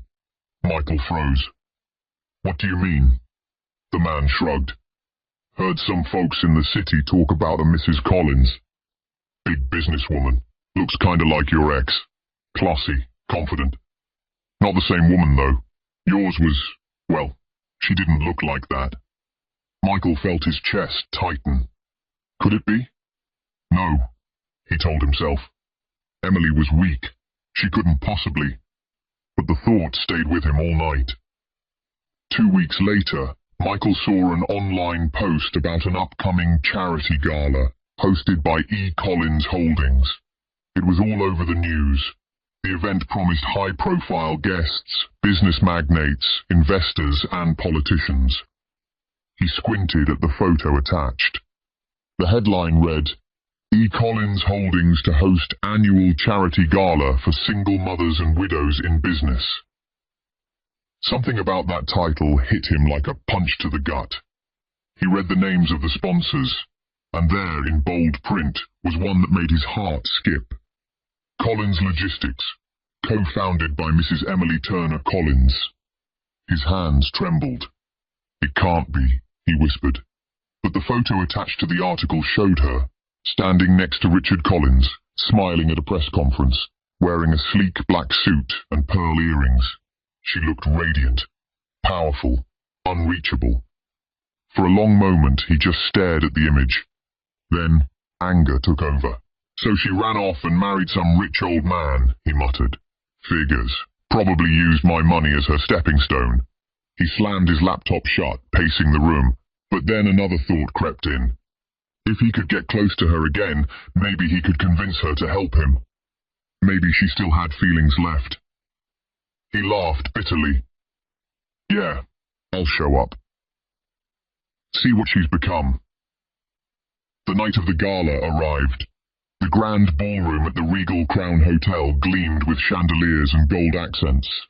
The city's elite arrived in sleek suits and glittering gowns. Cameramen flashed lights, journalists whispered into mics, and the air smelled of money and ambition. Michael stood outside the entrance, wearing a borrowed suit that was too tight in the shoulders. The shoes pinched, but he didn't care. He looked up at the grand doors and took a deep breath. "Showtime," he muttered.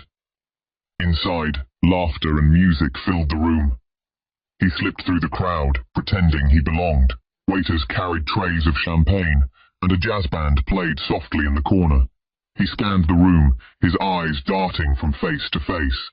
Then he froze. Across the ballroom, under the golden lights, stood Emily. For a moment, his breath caught in his throat. She was nothing like the woman he left. Her hair glowed under the chandeliers, her posture was graceful, her dress hugged her figure elegantly. She moved with quiet command. Every head turned as she passed. A group of businessmen surrounded her, smiling and listening intently as she spoke. She laughed politely, confident and calm. Michael couldn't believe it. His mouth went dry. That's her," he whispered to himself. She caught him staring for a brief second, and her expression didn't change. No shock, no anger, no recognition. Just a calm, unreadable gaze that cut right through him before she turned away. He clenched his fists. She saw me. Michael drifted from table to table, trying to blend in. He picked up a glass of champagne from a tray, pretending to be a guest, while his mind spun. He overheard a woman nearby say, "Mrs. Collins has really turned this company into something remarkable." Another added, "She's inspiring. Imagine building an empire after everything she went through." Michael's chest burned. "Mrs. Collins," they said, as if she was someone else entirely, as if her past didn't exist. He spotted her again, this time speaking with Mr. Collins himself. The older man leaned close, smiling proudly. Michael's jaw tightened. He wanted to storm over, to say something, to remind her who she really was, but his pride held him back. He needed to wait. A few minutes later, a man in a tuxedo walked onto the small stage at the front of the ballroom. He tapped the microphone, and the room quieted. "Ladies and gentlemen," he began, "thank you for joining us tonight for the annual E. Collins Charity Gala. This event is dedicated to supporting single mothers, widows, and women entrepreneurs, because strength often begins where pain once lived." Applause rippled through the hall. The host smiled. "Before we continue, I'd like to introduce the woman who made this possible, a visionary, a leader, and an inspiration to many. Please welcome the co-founder and CEO of Collins Logistics, Mrs. Emily Turner Collins." The applause exploded. Cameras flashed. People rose to their feet. Michael froze in place. The room felt like it was spinning. Mrs. Emily Turner Collins. He looked toward the stage as she appeared from behind the curtain, wearing a long black gown that shimmered like midnight. The crowd cheered as she walked slowly toward the podium, her chin high, her presence commanding. Every eye was on her. Every whisper stopped. Michael's breath caught in his chest. This wasn't the woman he left crying on the floor. This was someone reborn. Her heels clicked softly against the marble as she climbed the steps. She paused, turned slightly toward the audience, and smiled.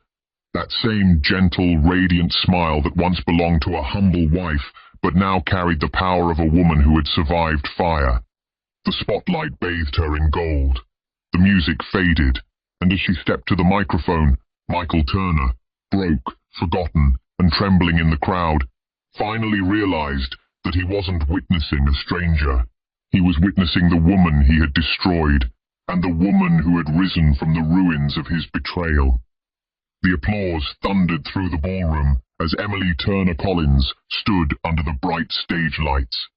The microphone waited in front of her like an old truth waiting to be spoken.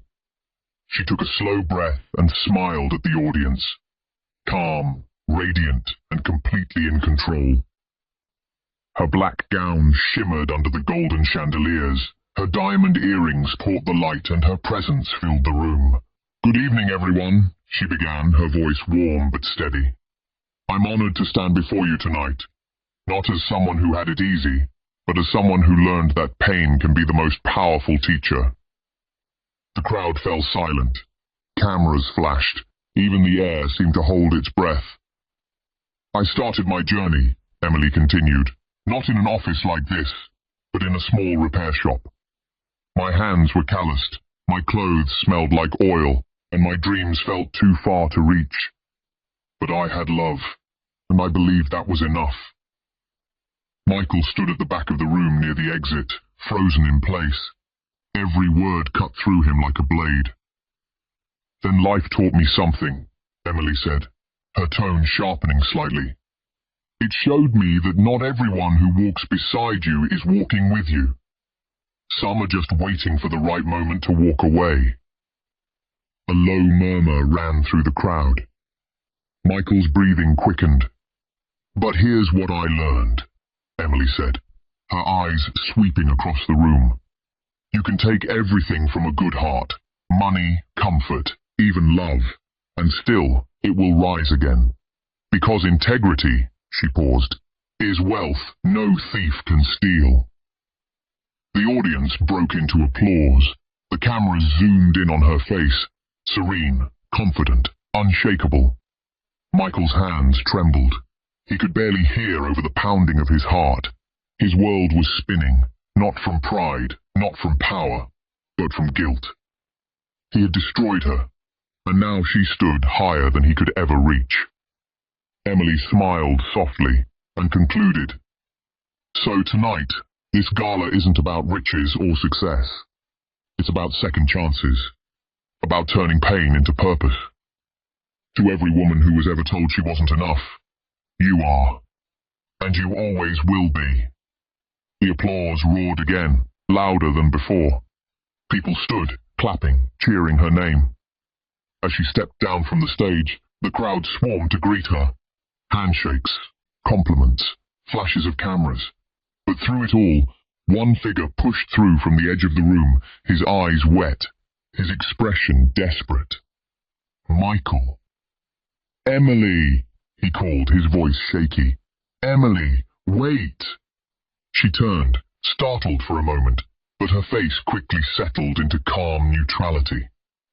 "Mr. Turner," she said evenly. "It's been a while." Her tone was polite, but distant, the way one might speak to a stranger. Michael swallowed hard. "Please, don't call me that." "It's me, Michael. Your husband, your ex-husband. I know who you are," she said quietly. "I just don't know what you want." He looked around nervously. People nearby were watching, whispering. I have to see you," he said, "to say I'm sorry. I was stupid. I didn't know what I was doing back then." Emily tilted her head, her expression unreadable. "You didn't know you were abandoning your pregnant wife, or that you were calling her ugly in front of strangers." His face flushed. "I was lost. I thought money would fix everything. Lena, she lied to me, used me. I lost everything." Emily nodded slowly. "Yes, I heard. Karma tends to balance the scales." He flinched at her words. "Emily, please. I've changed. I have nothing now. I just need another chance to explain." She interrupted softly. "You don't owe me explanations, and I don't owe you understanding." Her words were calm, but they cut deeper than any scream could. "Emily, please," he whispered. "You have no idea how sorry I am. Every night I see your face. I hate what I did. I wish I could take it back." For a moment, her expression softened, but only slightly. "You can't take back a storm after it's destroyed a home, Michael." He blinked, tears gathering in his eyes. "I know. But I can make it right somehow. I can work for you. Do anything. I just want you to forgive me." Emily stared at him, silent. Then, in a voice almost too calm, she said, You called me ugly when I carried your legacy. Now I thank you for walking out so I could walk up." Michael froze. The words hit him like thunder. "Emily," he whispered. She took a step closer, lowering her voice. "Do you remember the night you left? When you stood in the rain and told me I was a burden?" He nodded weakly. I was drunk. I didn't mean—" "Oh, but you did," she said, a quiet fire behind her eyes. "And I made sure the world would know exactly who you were." She reached into her purse and pulled out her phone. She tapped the screen and held it toward him.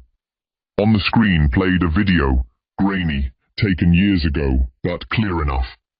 It showed Michael standing outside their old house, shouting, "You're ugly and unlucky, I'm done with you," before slamming the car door and driving away.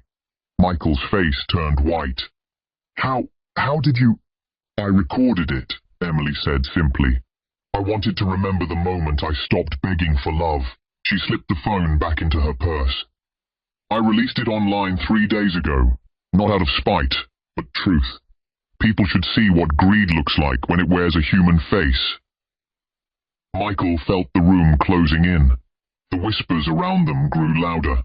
Reporters nearby had already noticed his panic. Phones lifted. Cameras flashed. Within minutes, the internet would do the rest. Emily took a slow breath. "You destroyed your own name, Michael."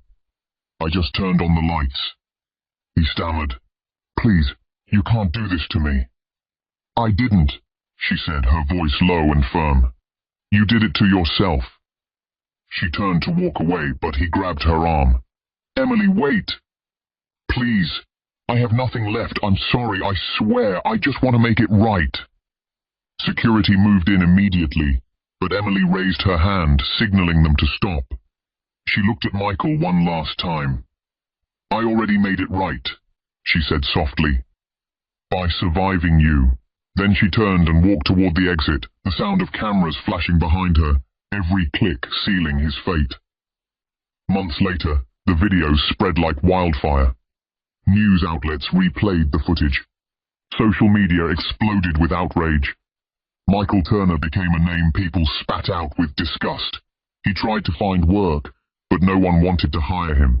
He tried to apologize publicly, but no one cared. His friends vanished. His reputation shattered.